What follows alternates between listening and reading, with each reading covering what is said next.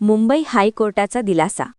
TET नसलेल्या शिक्षकांची नावे पदोन्नतीसाठी समाविष्ट केली जातील. हा आदेश बॉम्बे हायकोर्टच्या औरंगाबाद बेंच येथे 20 फेब्रुवारी 2026 रोजी दिलेला असून तो 2 रेट याचिकांशी संबंधित आहे. WP 1817 2026 व WP 1956 2026. खाली या आदेशाचे अधिक सखोल, कायदेशीर आणि प्रशासकीय विश्लेषण दिले आहे. 1. प्रकरणाचा मूळ गाभा.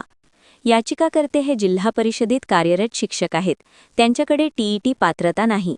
सर्वोच्च न्यायालयाने 1 सप्टेंबर 2025 रोजी अशा शिक्षकांना 2 वर्षांची मुदत देत संरक्षण दिले आहे की त्यांनी त्या कालावधीत टीईटी पात्रता मिळवावी. मात्र दरम्यान जिल्हा परिषदांनी पदोन्नती प्रक्रिया सुरू केली असून टीईटी पात्रता नसलेल्यांना पदोन्नतीसाठी विचारात घेतले जात नाही. यामुळे 2 कायदेशीर प्रश्न निर्माण होतात. 1. 2 वर्षांची मुदत दिली असताना पदोन्नतीतून वगळणे योग्य आहे का? 2. टीईटी ही पदोन्नतीसाठी अनिवार्य अट आहे की फक्त सेवेत कायम राहण्यासाठीची अट आहे? 2. न्यायालयाचा दृष्टिकोन. न्यायालयाने अंतिम निर्णय दिलेला नाही, मात्र काही महत्त्वाची निरीक्षणे दिसून येतात. याचिकाकर्त्यांकडे टीईटी नाही हे मान्य केले आहे. नागपूर खंडपीठाच्या पूर्वीच्या आदेशाचा आधार घेतला आहे. पूर्ण स्थगिती न देता मर्यादित अंतरिम संरक्षण दिले आहे. हे दर्शवते की न्यायालय संतुलित भूमिका घेत आहे. 3. अंतरिम आदेशाचे कायदेशीर स्वरूप. न्यायालयाने खालील 2 महत्त्वाचे निर्देश दिले. 1. नोटीस जारी करून पुढील सुनावणी निश्चित केली. 2. अंतरिम दिलासा म्हणून याचिकाकर्त्यांची नावे पदोन्नती यादीत समाविष्ट करण्याचे आदेश दिले. याचा अर्थ पदोन्नती प्रक्रिया थांबवली नाही, याचिकाकर्त्यांना तात्पुरता समावेश दिला. अंतिम निकालावर त्यांचा अधिकार अवलंबून राहील. हा प्रकार सब्जेक्ट टू फायनल आउटकम या तत्वावर आधारित आहे. 4. प्रशासनावर होणारा परिणाम. 1. जिल्हा परिषदांना पदोन्नती यादी तयार करताना टीईटी नसलेल्या शिक्षकांची नावेही समाविष्ट करावी लागतील. 2.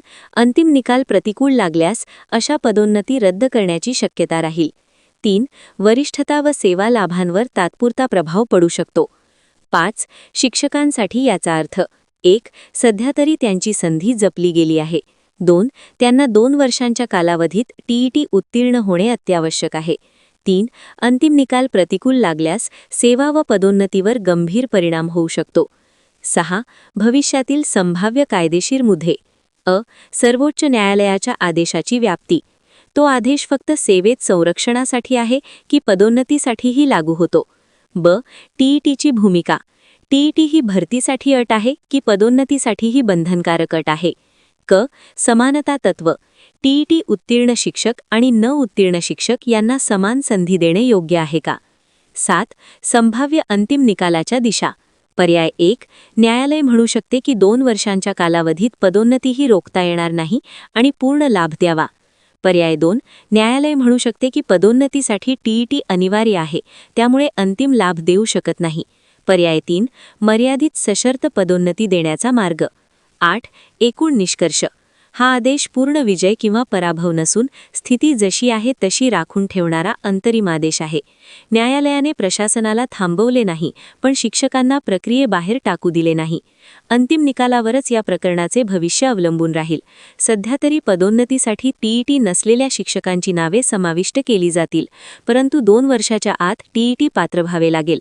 अशाच नवनवीन शैक्षणिक घडामोडींसंदर्भात अद्ययावत माहिती मिळण्यासाठी चॅनलला सबस्क्राईब अवश्य करा.